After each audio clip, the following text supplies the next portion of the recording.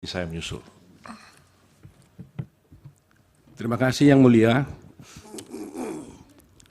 Saya ada 3 pertanyaan kali ini. Kepada saudara saksi ahli, terus terang memang persoalan yang sangat serius di dalam persidangan ini adalah ada beberapa hal, terutama tentang kewenangan daripada Mahkamah Konstitusi. Oleh karena itulah kami mengajukan tadi ahli pertama Pak Khoir untuk membicarakan tentang dari tinjauannya dari secara teoritis, dan sekarang kita ajukan ahli sebagai ahli untuk mencerahkannya itu dari sudut pandang empiris. Ternyata memang tujuan hukum yang disampaikan oleh Gustav Rahbruch tentang kepastian hukum, tentang keadilan dan kemanfaatan itu sampai sekarang masih tetap bergejolak dan tidak pernah secara bulat mencapai titik temu, sehingga harus diambil sikap-sikap tertentu untuk hal itu dalam prakteknya. Persoalan tentang kewenangan berwenang atau tidak sudah jelas kita atur bahwa adanya pertentangan adalah kalau ada hukum positif yang sudah mengatur secara legalitas, apa masih memungkinkan Mahkamah Konstitusi bisa mengambil alih perkara tersebut. Sementara dalam perkara-perkara yang dulu seperti TSM, sebelum adanya Undang-Undang Pemilu yang 2017, Mahkamah Konstitusi telah mengambil suatu terobosan tentang TSM karena pada waktu itu belum ada undang-undang yang mengatur tentang TSM itu sendiri. Dan akhirnya sekarang TSM itu sudah diatur dan dimasukkan di dalam ketentuan daripada Undang-Undang tahun 2017. Nah, dengan diaturnya ini, saya ingin meminta pendapat dari ahli, dari sudut empiris. Apakah atau bisa nggak ahli jelaskan atau tunjukkan di dalam persidangan ini aturan yang mengatur bahwa sebenarnya memang Mahkamah Konstitusi tidak bisa memperluas kewenangannya sendiri.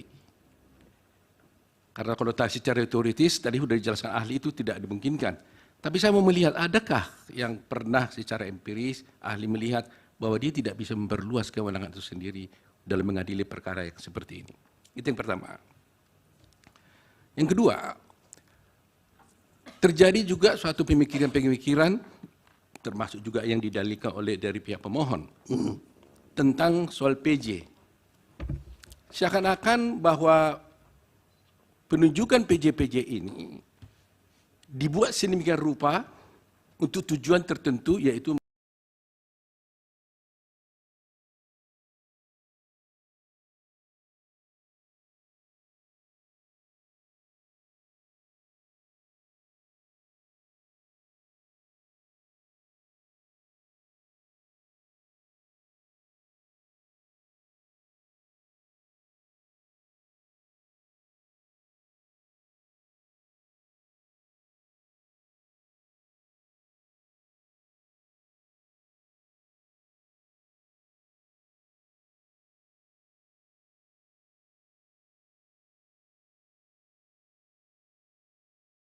dan dianggap, dan ada menuduh itu nepotisme. Bahkan ada yang mengatakan bahwa kalau seorang PJ itu ditunjuk oleh presiden, yang notabene sebenarnya penunjukannya itu adalah diajukan oleh menteri bersama-sama dengan DPR, diajukan kepada DPR, kepada presiden. Ada anggapan mengatakan bahwa oh itu pasti sudah diatur bahkan dengan main mata saja, dengan gerak tubuh saja katanya kemarin, bahwa itu bisa mempengaruhi PJ itu. Padahal kita lihat faktanya, di Aceh ternyata hampir seluruh PJ itu, hampir seluruh kepala daerah dan wali kota bupati di sana itu adalah mayoritasnya PJ. Tetapi kalau 02 kalah. Dipersingkat. Ya. Jadi pertanyaan saya adalah, menurut ahli, apakah ini ada semacam nepotisme sebenarnya dalam hal kaitan seperti ini karena presiden yang menunjuk daripada PJ ini? Itu yang kedua.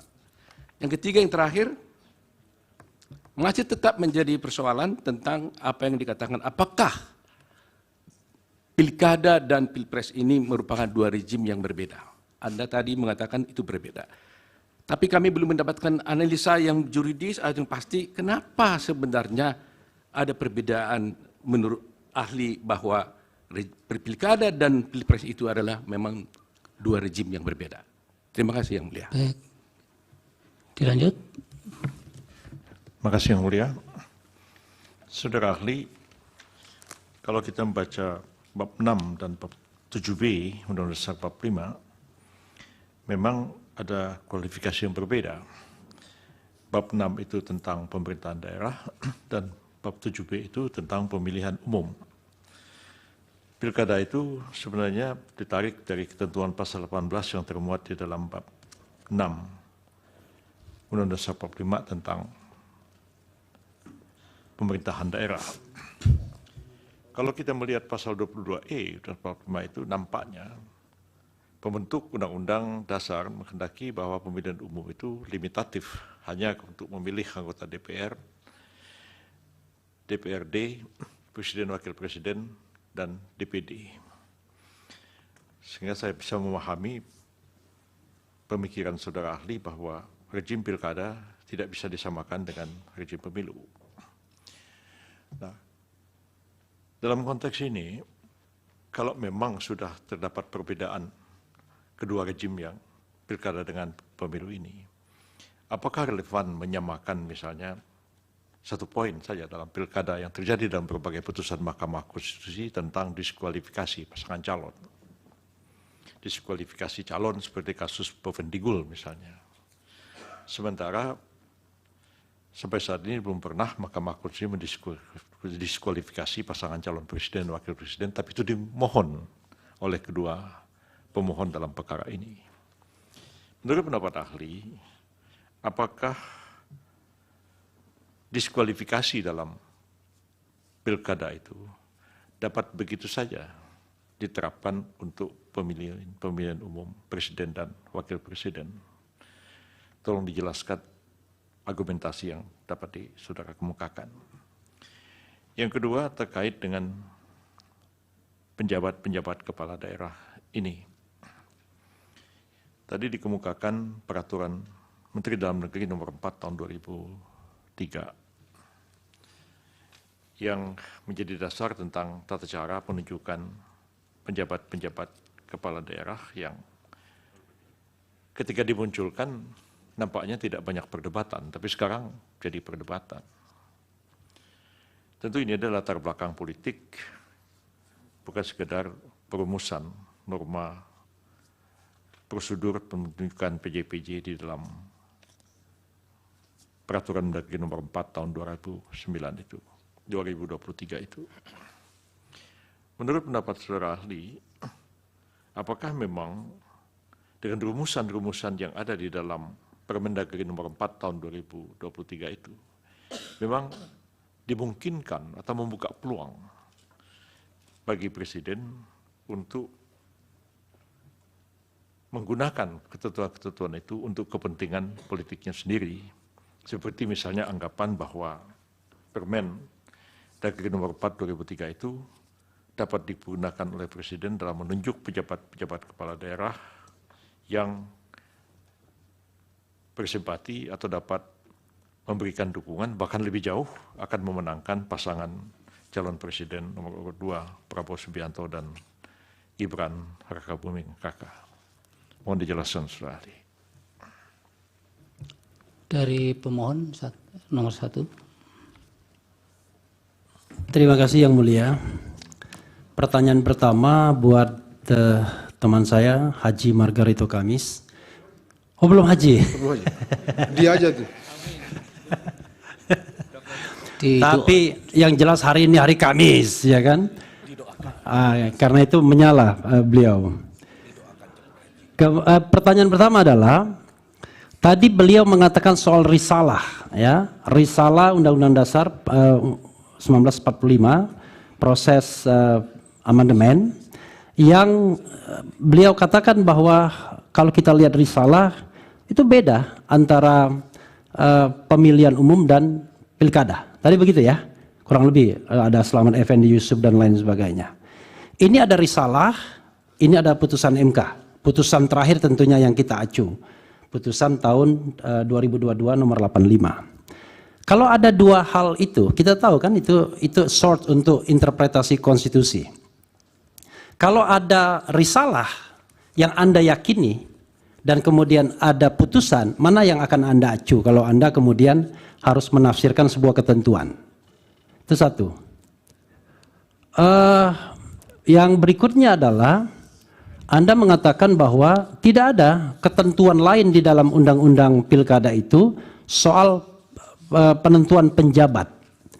Pokoknya presiden bisa menggunakan implied power-nya untuk menunjuk siapapun yang dia mau. Begitu ya? Kurang lebih. Pertanyaan saya, apakah soal penjabat ini eksis juga ketentuan pasal 18 yang mengatakan gubernur, bupati, wali kota dipilih secara demokratis?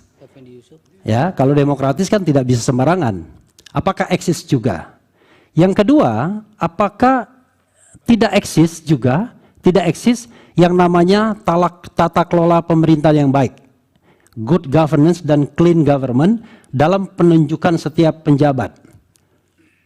Di situ kan ada juga prinsip-prinsip transparansi, terbuka dan lain sebagainya. Kemudian, bagaimana kalau seandainya ada perintah dari Mahkamah Konstitusi dalam putusan nomor 15 PUU 2022 ya, dan 67 2021 meminta pemerintah membuat peraturan pelaksanaan undang-undang pilkada yang transparan, akuntabel dan demokratis terkait juga dengan pembentukan atau pemilihan penjabat-penjabat tersebut. Apakah putusan tersebut diabaikan saja karena saya punya implied power sebagai Presiden Republik Indonesia? Itu pertanyaan saya, Pak yang belum haji, Saudara Margarito Kamis. Terima kasih. Dari yang lain cukup?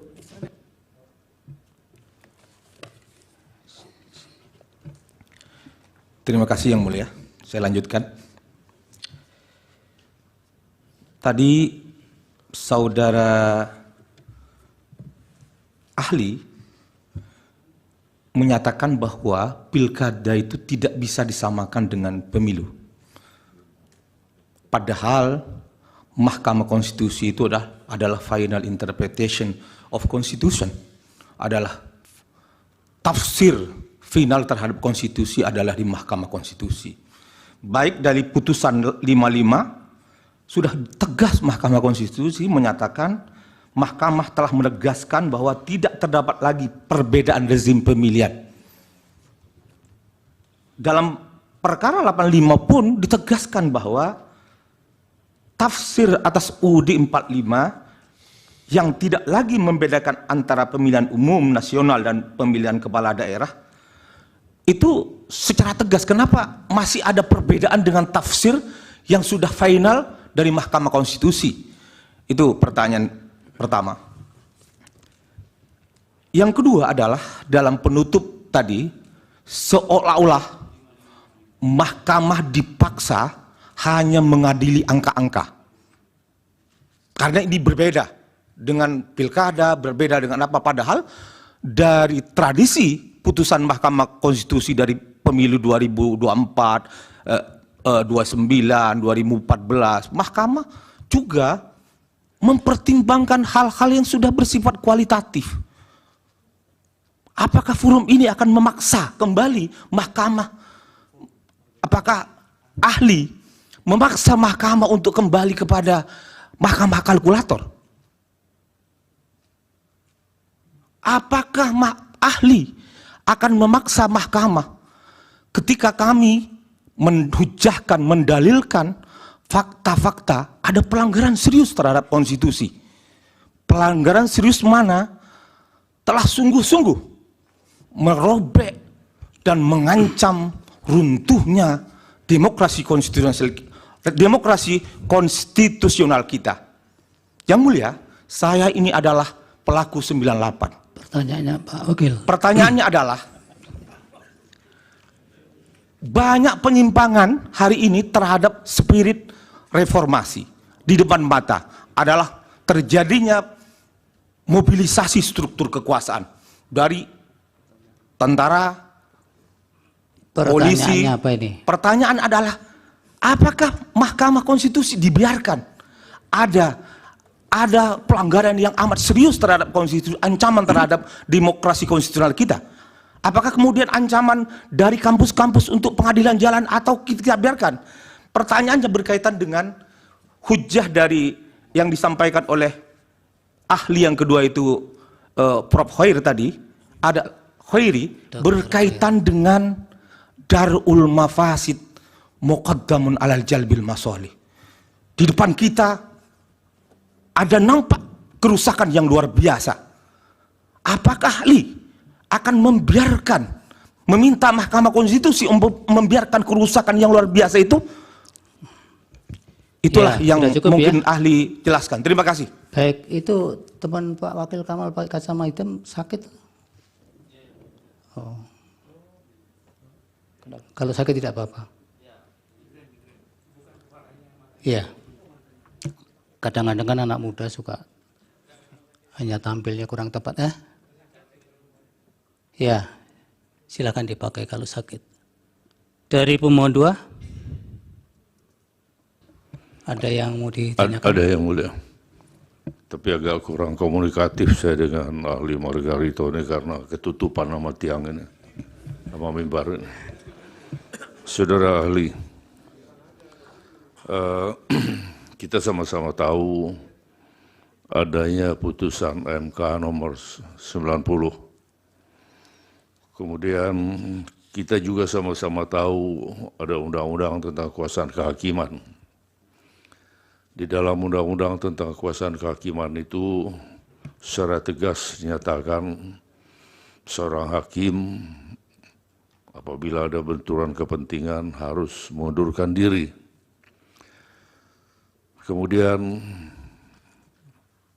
terkait dengan undang-undang, dan dalam undang-undang tentang kekuasaan kehakiman itu juga disebutkan bahwa hakim konstitusi juga adalah hakim sebagaimana dimaksud di dalam undang-undang tentang kekuasaan kehakiman. Oke. Kemudian ketua, sehingga lahirlah putusan nomor 90. Berarti putusan MK 90 itu selain melanggar undang-undang tentang kekuasaan kehakiman, juga kental sekali dengan nepotisme. Bahkan di dalam undang-undang tentang kekuasaan kehakiman itu disebutkan akibatnya bisa berakibat batal demi hukum, sehingga tidak perlu dibatalkan. Itu satu. Yang kedua, berdasarkan putusan MK yang itu tadi, yang saya sebutkan tadi, kemudian mendaftarlah pasangan calon nomor 02, nomor urut 02, yaitu Prabowo dan Gibran. Pada saat pendaftaran itu belum ada perubahan atas PKPU. Masih menggunakan PKPU sebelumnya yang kalau dilihat dari PKPU itu tidak memenuhi syarat, yaitu umur 40 tahun. Padahal yang namanya perubahan atau mengundangkan PKPU itu harus dengan persetujuan DPR RI, dalam hal ini Komisi 2 DPR RI, kemudian diundangkan. Itu prosedur itu belum, tidak dilaksanakan. Maka tapi mendaftarlah pasangan ini. Terkait dengan hal itu, pertanyaan saya, kalau saya kaitkan dengan pernyataan dari Yang Mulia Hakim anggota Mahkamah Konstitusi, bahwa negara kita adalah negara hukum yang berdasarkan Pancasila. Ini dalam maknanya. Apakah saudara menganggap pendaftaran ini sah? Atau tidak boleh didiskualifikasi dengan berbagai alasan yuridis yang seringkali saudara pertahankan itu. Dan kita sering sekali berdiskusi, bahkan berdebat di berbagai stasiun televisi, saudara menyatakan hal itu. Nah, saya agak meragukan terkadang dengan pernyataan-pernyataan saudara ini. yang terkadang tidak konsisten. Seperti misalnya, pada tanggal 5 Maret 2024, saudara mengatakan bahwa Pilpres 2024 sama seperti Pilpres 2019. Berapa hari kemudian, tanggal 22 April 2019, saudara mengatakan 2024, pelaksanaan pemilu kali ini jauh lebih buruk dari pemilu-pemilu sebelumnya, bahkan lebih buruk dari pemilu di era Orde Baru.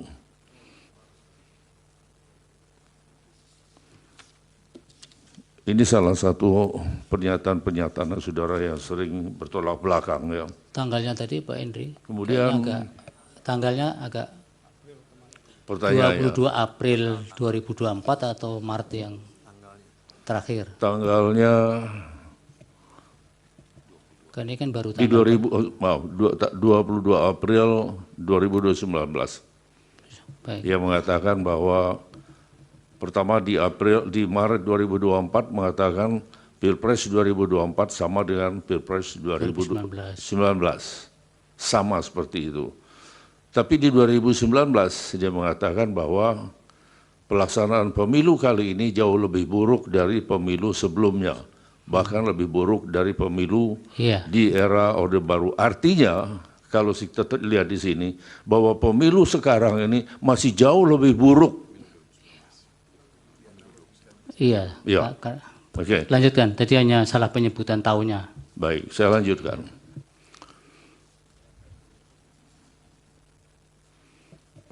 Ini siapa? Lanjut. Sementara dari saya cukup, ya Allah. Mungkin Silakan. lanjutkan teman yang lain. Izin melanjutkan yang mulia. Silakan. Ya, saudara ahli, kita tahu di dalam pasal 286 Undang-Undang Pemilu itu mengatur tentang permasalahan pelanggaran yang bersifat terstruktur, sistematif, dan masif, TSM. Nah, di situ disebutkan bahwa pasangan calon anggota DPR, DPD, DPRD provinsi, DPRD kabupaten kota, pelaksana kampanye dan atau tim kampanye dilarang menjanjikan dan atau memberikan uang atau materi lainnya untuk mempengaruhi penyelenggara pemilu atau pemilih. Nah, jika ya, di dalam kenyataannya dilakukan oleh yang tidak termasuk di dalam pasal ini gitu, misalnya presiden atau menteri gitu ya memberikan materi katakanlah bansos gitu. Nah, apakah bisa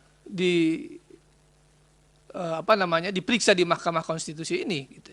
Karena pada kenyataannya ya, laporan-laporan yang telah dimasukkan ke Bawaslu itu ternyata tidak diregister, bukan merupakan pelanggaran gitu ya. Banyak temuan di lapangan, misalnya beras bulog yang di atasnya ada stiker paslon 02, itu kemudian tidak dianggap sebagai sebuah pelanggaran gitu ya, dan itu terjadi secara masif. Ya. Bagaimana mengatasi itu gitu? Ya, apakah ini ada kekosongan hukum? Ya. Merujuk pada putusan MK nomor 57 PHPU 56 Romawi tahun 2008 mengatakan menurut Undang-Undang Dasar 1945 peradilan harus menganut secara seimbang asas keadilan, asas kepastian hukum, dan asas manfaat sehingga mahkamah tidak dapat dipasung hanya oleh bunyi undang-undang melainkan juga harus menggali rasa keadilan dengan tetap berpedoman pada makna substantif undang-undang itu sendiri. Nah, bagaimana menurut ahli? Apakah MK bisa menerima atau memutus permasalahan seperti ini? Terima kasih yang mulia. Dari KPU, dari Bawaslu tidak. Ngantuk ya Pak Ketua itu. Ada. Ada, silakan. Saudara ahli, dalam konteks historis, perbedaan tentang pilkada apakah masuk dalam rejim pemilu atau tidak, ini bergulir secara dinamis ya. Pada mulanya memang Mahkamah Konstitusi menyatakan bahwa pilkada bukanlah pemilu, melainkan berada dalam rejim pemilihan yang dipilihnya secara demokratis. Akibatnya terdapat perbedaan regulasi yang mengatur antara pilkada dan pemilu. Sebagai pijakan bagi penyelenggara pemilu termasuk oleh Bawaslu yang tertuang lebih lanjut dalam peraturan Bawaslu. Namun dalam perjalanan terdapat putusan Mahkamah Konstitusi yang menyatakan bahwa pilkada merupakan rejim pemilu. Nah, dalam konteks ini, apakah Bawaslu sebagai lembaga yang mengawasi penyelenggara pilkada 2024 dapat menggunakan regulasi yang mengatur pemilu, bahkan undang-undang pemilu untuk menyelesaikan berbagai persoalan yang terjadi dalam pilkada. Nanti mohon ahli bisa pencerahannya dalam konteks perspektif historis yang tadi saya sampaikan. Demikian. Baik, dari Hakim yang mulia Pak Arsul. Terima kasih yang mulia Pak Ketua. Terima kasih Pak Dr. Margarito Kamis, sahabat saya ini, partner in crime. Gitu ya. Buat saya ikhtilafu umati rahmat.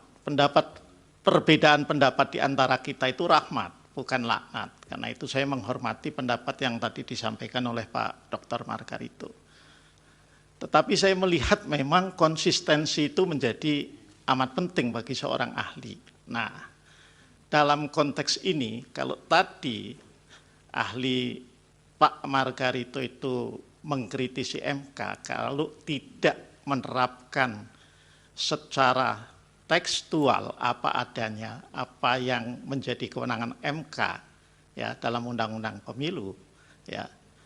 Tetapi saya melihat hal yang sebaliknya ketika Pak Margarito juga mengkritisi putusan-putusan MK terkait dengan sengketa pilkada tahun 2020. Ketika MK menerapkan ya apa adanya pasal 158 Undang-Undang Pilkada. Ya. Yang itu kemudian ini bisa dibaca saya kira di berbagai media ya.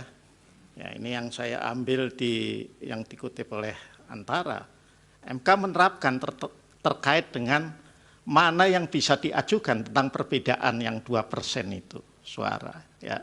Itu dianggap oleh Pak Margarito bahwa, ya, ini saya bacakan saja ya, apa yang terkutip. MK hanya pakai pasal 158 doang. Akhirnya begitu, seperti kemarin itu, berguguran semua, hari ini pun akan keguguran lagi. Akhirnya kecurangan tidak terdeteksi. Margarito pun mengingatkan MK untuk kembali ke hitohnya sebagai benteng terakhir para pencari keadilan dengan mengesampingkan pasal 158 itu. Harus dikesampingkan. Menurut saya sebetulnya tanpa perlu revisi pun MK atas nama keadilan berhak meninggalkan pasal itu. Nah, saya mohon klarifikasi ini perbedaan posisi yang diambil antara ketika mengkritisi putusan pilkada dengan mengkritisi putusan MK yang terkait dengan pemilu. Supaya clear bagi mahkamah agar keterangan ahli itu bisa punya nilai yang lebih kuat untuk dipertimbangkan. Terima kasih Pak Ketua. Para Barep. Ya, ini saya memang hari ini ditugasi untuk banyak bicara oleh Pak Ketua. Bobong ketemu para ahli, saya senang sekali ketemu Pak Margarito yang sering juga jadi ahli di mahkamah. Tapi ini kebetulan hari Kamis, mesti pendapatnya bagus. Mohon maaf Pak Margarito. Begini, jadi ada putusan mahkamah yang mengatakan bahwa tidak ada perbedaan lagi antara pemilihan umum, rezim pemilihan umum dengan rezim pilkada. Itu satu. Kemudian yang kedua, putusan mahkamah itu sebetulnya, kebetulan saya ikut memutus perkara itu. Nah, dalam putusan itu, kita sebetulnya sudah melakukan penafsiran, baik penafsiran secara sistematis, penafsiran secara gramatikal, penafsiran secara historis, dan sebagainya. Kita sudah melakukan upaya-upaya penafsiran yang komprehensif. Akhirnya menemukan rumusan konklusi yang demikian. Tapi saya terima kasih, rumusan yang konklusi yang demikian, itu dikatakan tidak valid. Nah, kemudian begini, saya akan mengajukan pertanyaan. Kita mahkamah sudah mempertimbangkan, salah satunya adalah pembicaraan yang terjadi di MPR pada waktu mengubah konstitusi. Baik original intent atau melalui penafsiran yang lain. Nah, sekarang yang digunakan oleh Pak Margarito untuk menegasikan putusan Mahkamah Konstitusi itu menggunakan penafsiran original intent yang mengutip pendapatnya sahabat saya, almarhum Pak Slamet Effendi Yusuf. Nah, kalau menurut saya, apakah sekarang berdasarkan penafsiran-penafsiran itu kita sudah memutuskan dan mengkonklusikan begitu. Tapi kemudian sekarang kita diajak kembali untuk ke arah original intent pendapat Mas Slamet Effendi Yusuf. Nah, ini gimana? Kalau menurut Pak Margarito Komes, tinggi mana pembicaraan seorang anggota atau dua orang anggota MPR dengan apa yang sudah diputuskan oleh mahkamah? Karena putusan mahkamah dikatakan tidak valid, menegasikan atas dasar salah seorang pendapat salah seorang anggota MPR. Yang itu juga masih perdebatannya masih panjang. Ada original intent yang di pendapatnya Pak Dr. Haryono yang pernah jadi hakim Mahkamah Konstitusi, dan ada pendapat-pendapat yang lain yang kemudian sebetulnya sudah kita sarikan, akhirnya konklusinya sebagaimana putusan Mahkamah Konstitusi. Terima kasih. Terima kasih Prof. Dari Prof. Saldi. Terima kasih Pak Ketua. Pak Margarito. Halo. Jangan terlalu serius dengan catatan itu. Saya senang ya tadi Pak Margarito mulai dengan statement Prof. Yusril guru saya. Satu, nanti akan saya sambungkan. Yang kedua, sebetulnya kemarin ketika kita sudah melihat list nama yang diberikan oleh kuasa hukum pihak terkait, ada nama Pak Margarito, kita bilang semuanya seragam. Wah, ini hari Kamis besok nih pasti akan jauh lebih cemerlang pendapatnya Pak Margarito. Karena biasa jadi ahli di sini kalau hari Kamis itu kelihatan begitu. Tapi kalau hari-hari lain tuh enggak secemerlang yang hari Kamis itu. Karena ini kesesuaian nama dengan hari saja itu Pak Margarito. Saya masih ingat sebagai seorang murid Profesor Yusril, mungkin Pak Margarito belum mengambil semua ilmu beliau menurut saya. Nah ini, saya masih ingat perdebatan Profesor Yusril dengan almarhum Profesor Harun Ar-Rasyid tahun 2000, 2001, 2002. Berkait dengan TAP MPR. Ketika itu Prof. Harun menegasikan TAP MPR itu sebagai sumber hukum ya, Prof. Yusril ya. Prof. Yusril mengatakan begini, betapapun hebatnya seorang ahli, tapi kalau ada norma tertulis, ada putusan pengadilan, maka pendapat ahli itu menjadi gugur kalau dibawa dalam konteks hukum. Nah oleh karena itu Pak Margarito, ini ada putusan pengadilan loh, yang dikatakan tidak valid, dan itu mungkin nanti Pak Margarito selesai ini nanti datang lagi ke Prof. Yusril untuk menuntut ilmu beliau secara khafah begitu, kalau dalam konsep agamanya. Terima kasih Pak Ketua. Cukup ya? Silakan Pak Margarito.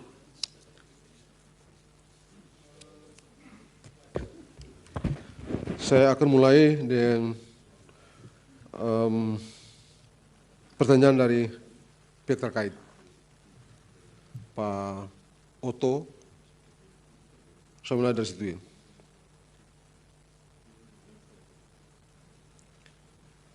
Apakah MK bisa melampaui dan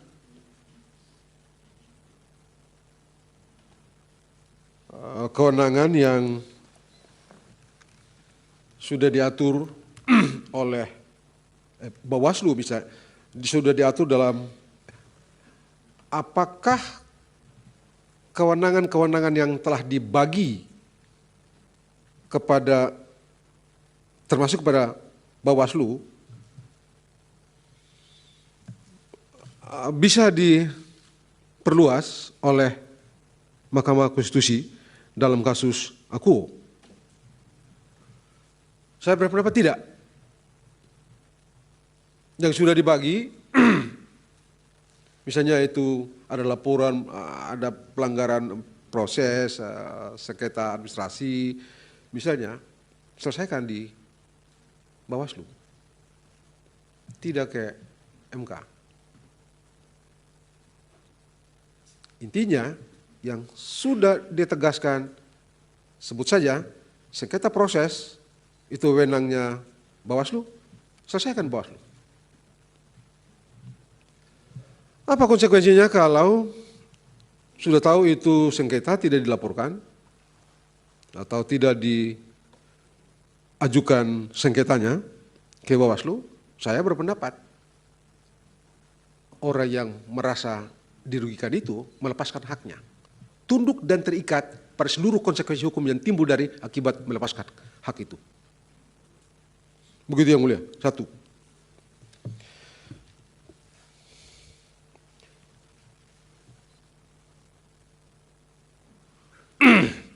Yang kedua, apakah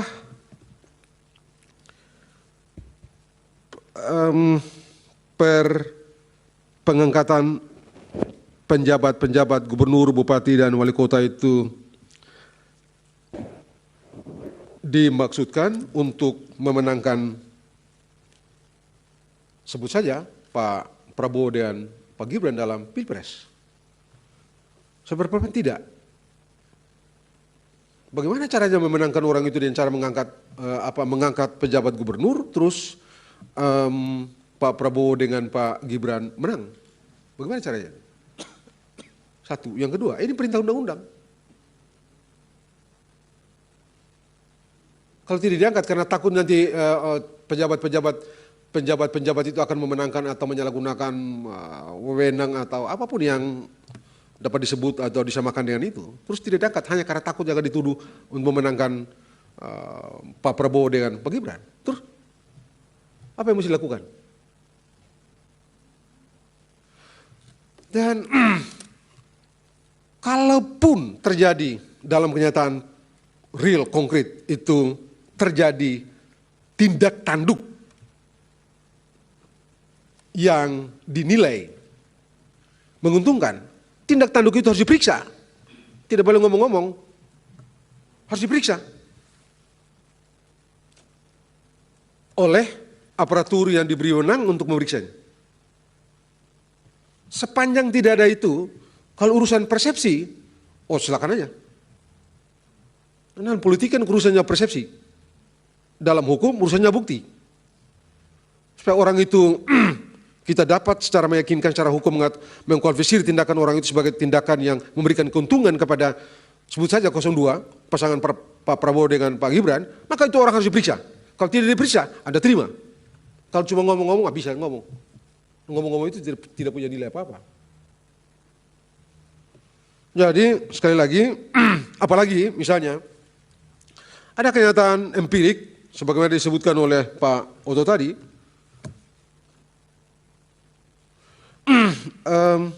di dua tempat, di Aceh sama di Sumatera Barat, kampungnya Profesor Saldi ini, kalah itu Pak Prabowo, kalah juga si Gibran tuh, kalah juga Pak Gibran. Karena apa memang di kampungnya Profesor Saldi sana tidak ada pejabat? Apa tidak ada? Ada juga.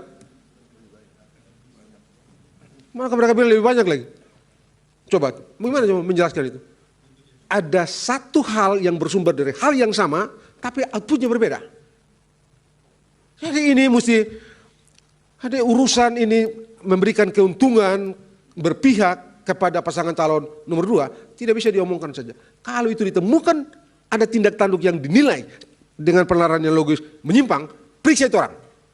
Undang-undang memberikan kewenangan itu kepada semua orang. Kalau tidak dilakukan itu, maka orang itu harus dianggap menerima kenyataan itu, tunduk pada seluruh konsekuensi hukum yang timbul dari melepaskan hak itu. Begitu yang mulia.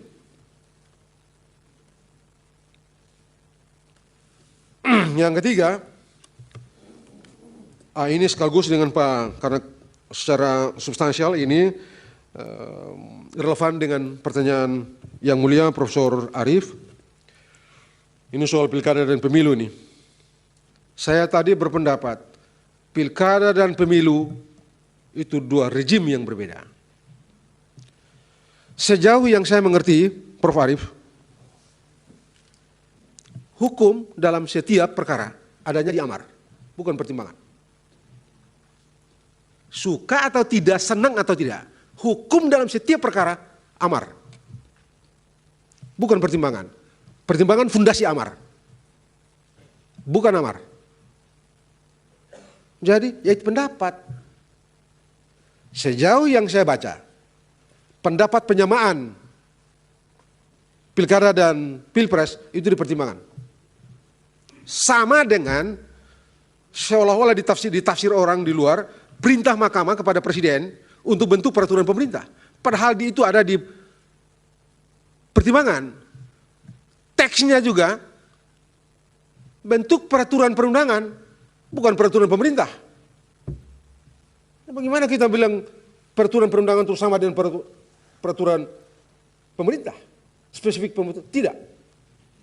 Jadi sebenarnya kalau toh itu diberikan, katakanlah itu kalau itu di amar putusan, teks peraturan perundangan itu, kalau ada teks itu, berikan diskresi kepada presiden, pilihan untuk memilih satu di antara beberapa bentuk hukum yang tersedia dalam sistem hukum kita. Dan bentuk hukum apapun yang dipilih oleh presiden sah. Yang mulia Profesor Arief, karena ini berkaitan sekaligus tadi itu. Prof, saya tidak menunjuk Slamet, almarhum Slamet Effendi Yusuf itu. Saya menunjuk putusan pertimbangan yang dipakai di Mahkamah Konstitusi itu justru menunjuk putusan pendapatnya Profesor Pak Slamet. Perdebatan itu panjang, saya kutip di dalam sini. Banyak itu perdebatan, ada Rosnaniar, ada Rosnaniar, ada beberapa orang, banyak perdebatan itu. Kalau itu ditelusuri seluruhnya, itu pun cuma di perdebatan di pasal 22E itu melahirkan pasal 22E. Padahal soal itu juga dibicarakan dalam pasal 24E yang melahirkan pasal 24C. Jadi kalau menyimpulkan kewenangan Mahkamah Konstitusi mengadili pemilu hanya dengan menunjuk pada pemilu, perdebatan mengenai pemilu, bagi saya tidak valid.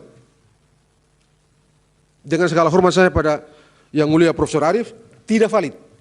Dari segi cara menarik kesimpulan, keliru. Premis mayor dan premis minornya tidak tepat. Begitu yang mulia. Jadi sekali lagi, pilkada dan pemilu itu dua hal yang berbeda. Tidak bisa disamakan.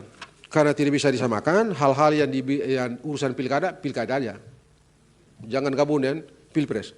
Jangan mahkamah ini ambil hal-hal pilkada itu putuskan pakai dasar untuk putus pilpres ini. Salah.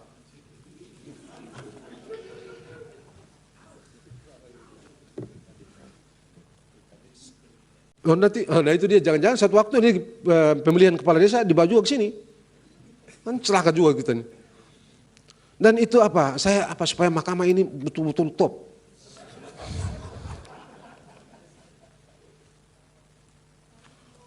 Oh iya, soal urusan diskualifikasi ini.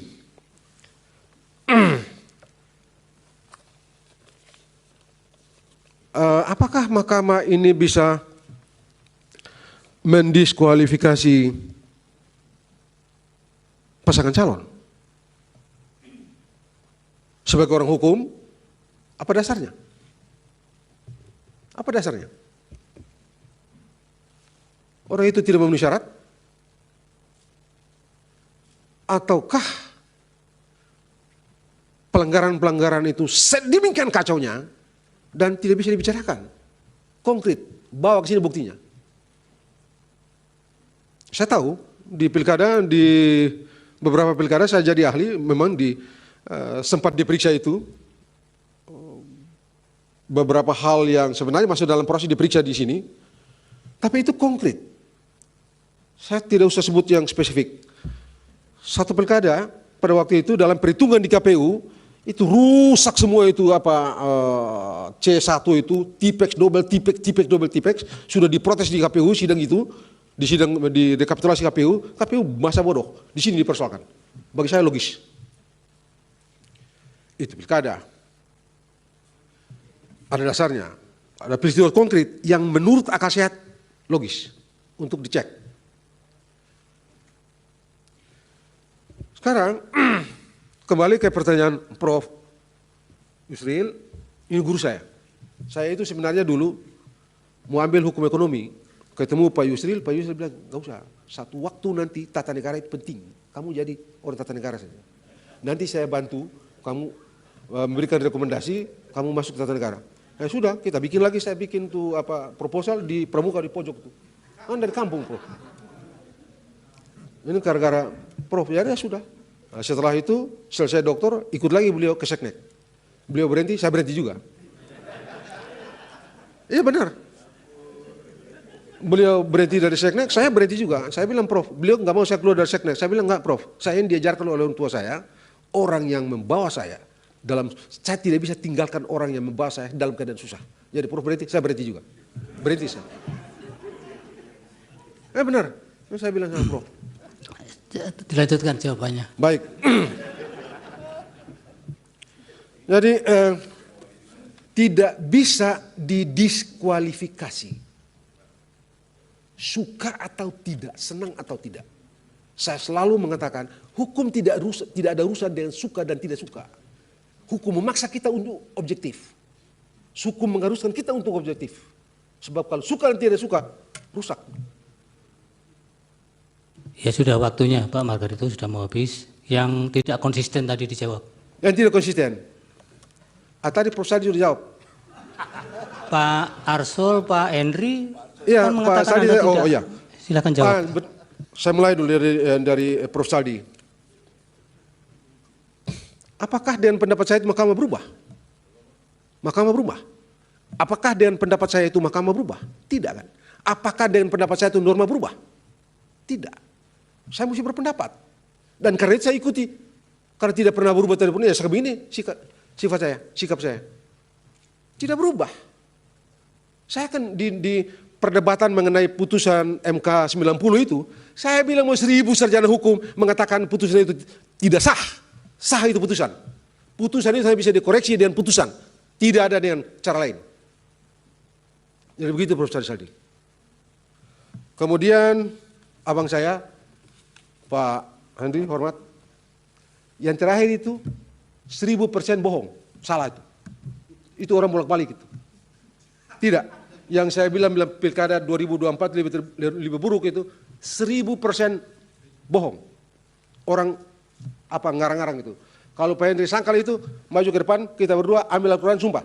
Siapa yang bohong, mati dia. Keluar dari sini mati. Karena itu bohong itu. 1000% bohong. Tidak. Ya sudah, kalau tidak. Saya bilang pemilu 2024 itu jauh lebih baik dari pemilu 2019, betul. Kalau itu tidak perlu disumpah. Tidak perlu disumpah, ada itu.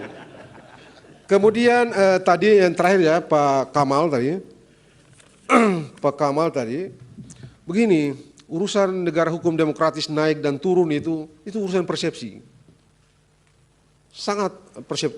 2019 juga kami juga berpendapat sama ini. Negara ini tenang-tenang aja nih. Jadi soal persepsi aja, demokrasi pemilu ini akan begini-begini, demokrasi akan runtuh. Enggak lah, tidaklah. Ada pemilu jauh lebih buruk, tapi tidak seperti ini. tidak mengakibatkan negara hukum turun kualitas. Enggak. Demokrasi ini kan barang yang tidak memiliki bentuk akhir. Sesuatu yang terus-menerus berproses. Jadi karena dia terus-menerus berproses, bagaimana caranya menentukan dia naik atau turun? Terakhir Pak Refli tadi, saya merasa penting untuk menjawab ini putusan Pak Refli, pertanyaan Pak Refli ini. Risalah dan putusan. Wah, risalah itu bukan hukum kok. Bagaimana bisa dia dibandingkan dengan putusan? Dan kalau putusan amar, hukum dalam putusan itu diamar, hukum dalam putusan itu amar, bukan di dalam pertimbangan. Pertimbangan cuma memberikan fondasi. Ya, bagaimana caranya membandingkan itu? Orang satu bukan hukum, satu hukum, membandingkan dua hal yang berbeda. Tadi Hair sudah bicara. Tidak masuk akal. Menyamakan dua hal yang berbeda juga tidak masuk akal. Jadi saya kira pertanyaan juga ya. Kemudian mengenai pengangkatan pejabat demokratis bla bla bla segala macam ini. Ini demokratis ini barang ini sudah dibicarakan dari zaman Yunani kuno sampai sekarang ini begitu. Aristoteles kan jelas ini. Ini bentuk pemerintahan yang tidak bagus. Ini sebabnya di perdebatan pembentukan konstitusi Amerika Serikat orang tidak bicara mengenai demokrasi, orang bicara mengenai republik. Ini barang busuk ini. Demokrasi ini. Coba lihat aja kita yang belajar-belajar ilmu tata negara ini. Kemudian bagaimana dengan putusan MK? Sekali lagi, putusan MK dia menjadi hukum norma imperatif harus berlaku, yaitu kalau amar.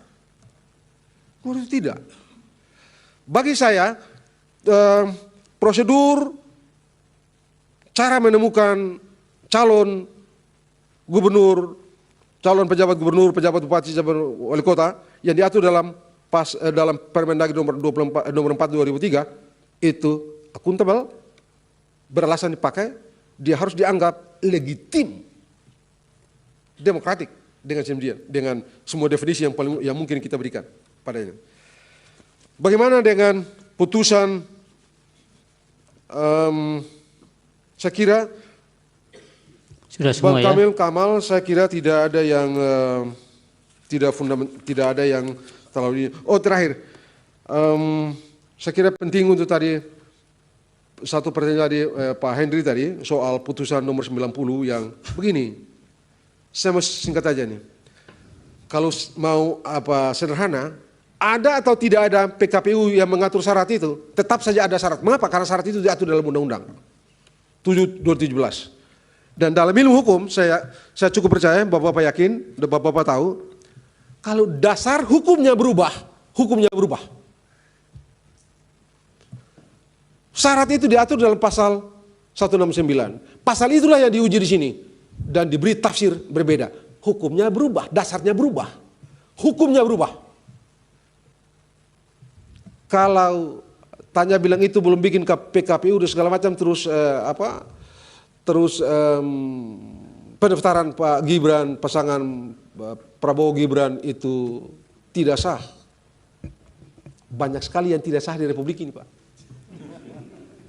Banyak sekali. Mahkamah Konstitusi ini 2 hari menjelang putusan, menjelang coblos pada waktu 2009, bikin putusan pakai KTP kan, Pak Rusani, berubah putusan, KPU ubah tuh putusan? Tidak. Pak Yusril dulu uji undang-undang imigrasi, turun selesai, beres, sah. Bang Magdir uji undang-undang soal sumber daya yang lain diputus ini, langsung berlaku kok. Tidak ada. Jadi sudah, kan Pak. yang paling pokok begini, di undang-undang dasarnya berubah, hukumnya berubah, dasar hukumnya berubah, pendaftaran sah. Kenapa tidak disengketakan? Sudah kalah baru ribut. Sudah ya, Kan waktunya nggak sudah fair habis juga. Pak Nah, saya kira Margarito. itu. Jadi Satu lagi yang mulia, saya punya jawab. Yang mulia, tadi pertanyaan dari yang mulia Hakim Arsul Sani belum jawab berkaitan dengan konsistensi ahli. Oh iya. Ya, penting saya kira untuk dijawab itu. Sudah tadi. Kan tadi Sudah jawab tadi, oleh Pak. jawab oleh Prof. Sali tadi. Saya punya yang mulia. Yang Udah. dari pemohon 2 yang 286. kedua tadi, coba diulang lagi supaya cepat, singkat saja. Ya, adanya kekosongan hukum di perkara TSM itu. Tidak, Yang saya tidak pelakunya- menganggap ada kekosongan hukum. Sama sekali Ya, ya. tidak menganggap ada kekosongan hukum. Baik, karena ahli itu kadang-kadang kalau tidak yakin melipir-melipir ditinggal itu. Nah, yang digas itu yang betul-betul dia kuasai itu. Itu ahli di mana-mana begitu. Ah, ini Pak Toyo juga ini.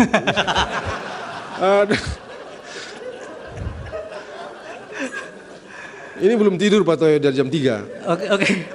Oke. Sekarang tadi panggil saya tidur di luar Iya. sana. Waktunya sudah habis, jadi tidak ada dialog lagi. Baik. Tapi yang paling penting Pak Margarito bahwa putusan MK itu satu kesatuan antar pertimbangan dengan amar. Itu supaya publik tahu.